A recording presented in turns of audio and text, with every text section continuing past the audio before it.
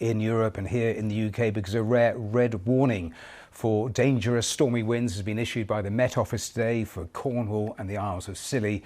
Much of Europe, of course, is bracing for a major snowstorm which will bring more travel chaos over the next 48 hours. So let's try to take stock with where we are. Joining me live from Plymouth is BBC South West correspondent Kirk England. Midlands correspondent Navtesh Johal is in Nottinghamshire for us. Our Wales correspondent Hal Griffiths in Merthyr Tydfil. Jess Parker is in Berlin and Will Vernon is at Birmingham New Street Station.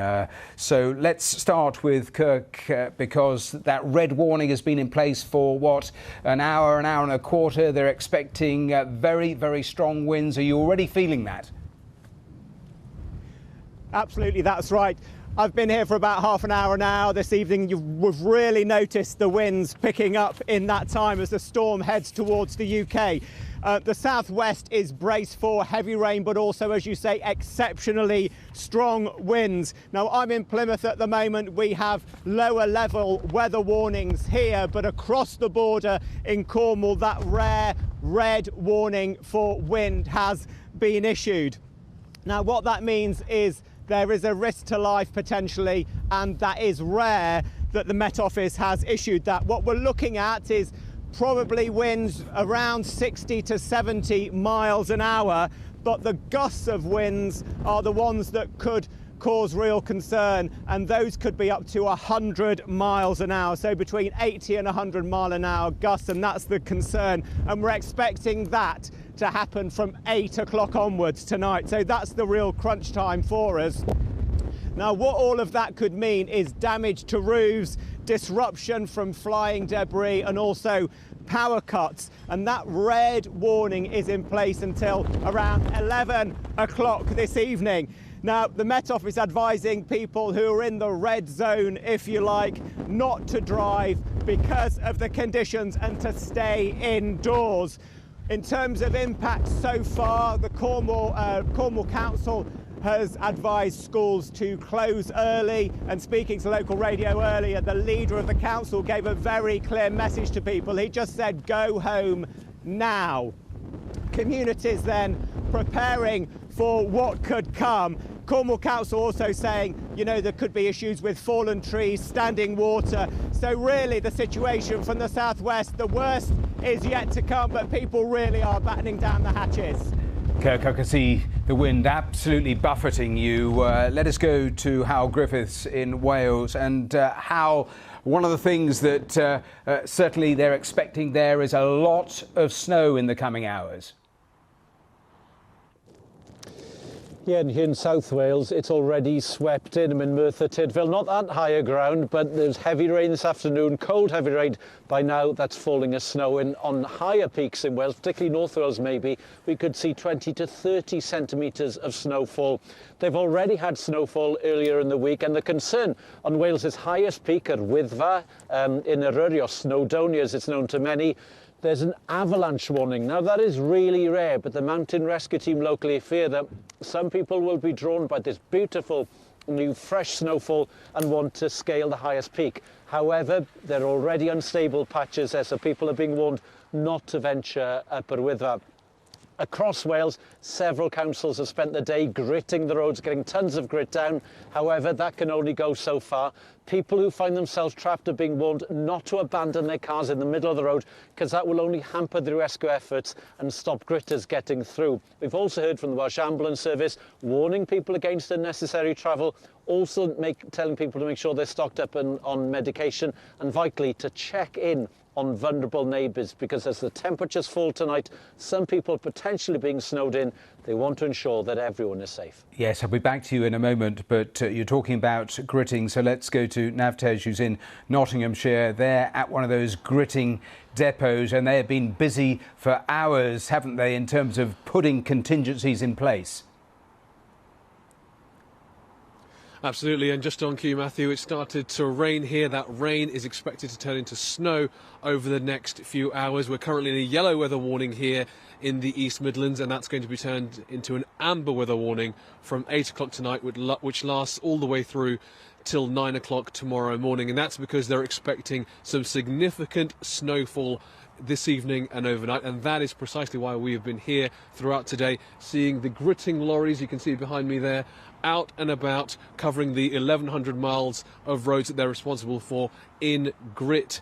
You can see thousands of tons of grit behind me. That mountain of it has been getting smaller throughout the day. Each time they go out, it takes about 3 hours to complete a run. So they have been very busy today. They're expecting to continue being very busy over the next 24 hours or so as well. Now, there is a chance, though, having said all of that, that it could be the case that the snow that falls mixes with the rain overnight, and instead of that white, pristine snow that your kids might be hoping for here in around the Midlands, instead we get more of that wet and slushy stuff. But the warnings have been pretty serious. East Midlands Railway, West Midlands Railway, both saying not to travel unless absolutely necessary. Yes. And not far from here, in the west of the Midlands, in Stoke, they've been saying that they're expecting that it could be the worst snowfall they've seen there in a decade. Navtej, thanks very much. Talking about travel advice, let's go to Will Vernon in Birmingham at the station there and take us through the disruption there's already been and what is likely in the hours ahead. Yeah, Matthew, there are lots of announcements here, signs, warning passengers to expect what they're calling a reduced timetable after 7 p.m. today for trains coming in and out of Birmingham New Street Station. So that's more than likely going to mean lots of delays and cancellations. In fact, quite a few trains have already been cancelled. Yeah. Now, in terms of the train providers, East Midlands Railway say they hope to have their services up and running back to normal, perhaps by tomorrow morning. Now, that might sound a little bit optimistic because Cross Country Rail, for example, are saying that they're expecting the disruption to continue throughout Friday. And I've been chatting to some of the passengers here at Birmingham who've had their travel plans affected by the storm. Lots of people opting to travel earlier to try and beat the storm. People telling me that they've been sent home from work by their bosses so they can try and get home before all these delays and cancellations really kick in at about 7 p.m. One guy I was speaking to is planning to fly to Kenya from London Heathrow Airport tomorrow morning. He was really worried about getting to the airport and about possibly his flight being affected too. I was speaking to a university student who is going to Leicester. Her train was cancelled. She managed to get an early one. She said that her mum's offered to pick her up from the station, which is something she doesn't normally do. So she said perhaps that's an indicator of the seriousness of this storm. So lots of people's travel plans affected. Also, rather surreally, Claudia Winkleman's here too, filming an episode of her Channel 4 TV programme. So that's a slightly surreal addition to all the slightly anxious passengers waiting for their trains. Yes, you're messing with all our minds. Let's head to Berlin. Jess Parker is there. And sorry, Jess, to keep you standing there for such a long time in these sorts of conditions. But right across Europe, they are seeing really, really cold temperatures, aren't they? Oh, yes, and it is certainly very cold here. We're living in minus temperatures at the moment in Berlin. Pretty calm, though, here at the moment. We saw a bit of fresh snow earlier on this afternoon, expecting more snow overnight. And there are warnings, for example, from Berlin Airport about travel disruption, train services as well. But it looks like the north of the country is set to get the worst of it. I was looking at the forecast for cities like Kiel, Hamburg, high winds tomorrow, as well as, of course, the likely snow as well. We're seeing school closures in some regions. One of the reasons for that is it's not considered safe for school buses to be running in these conditions. Lots of concerns about road safety, of course. There was some sad news earlier today in southwestern Germany of an elderly man dying after being hit by a snowplough. In the southwest of Germany, what they're particularly worried about actually is heavy rain turning to black ice, again, potentially treacherous on the roads. And then in areas like northern France, as well, as I say, that storm set to sweep across the Channel, then along northern Germany. So northern France has the most severest warnings in that country. So people are bracing for potentially, depending where you are, a difficult 24 hours ahead. But at the moment where I'm in Berlin, it is pretty calm, but it's certainly extremely cold, and that's set to stick around as well. Yes, that's absolutely the case. Let's go back to Plymouth and to Kirk, England. And Kirk, I was reading out a little earlier that the Cabinet Office here had sent out or had organised alerts for people on their phones to give them right up-to-date advice about how to stay safe.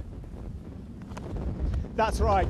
I had an alert on my own phone at around 5 o'clock. The cameraman's went off just after that, and then people have been walking by, and a guy just parked, and I could hear the alert going off for him as well. So those have been landing and warning people of the dangers, basically, because we do have this red alert for a large part of Cornwall. It is rare, it does mean there's a danger to life, but across the southwest we've got other weather warnings for wind and for rain, including here in Plymouth.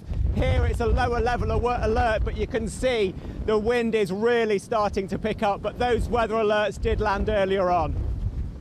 Kirk, thanks very much. I'll let you get in from all of this. Thanks to all of you there, our correspondents scattered around the UK, and also Jess Parker there in Berlin. And we'll continue to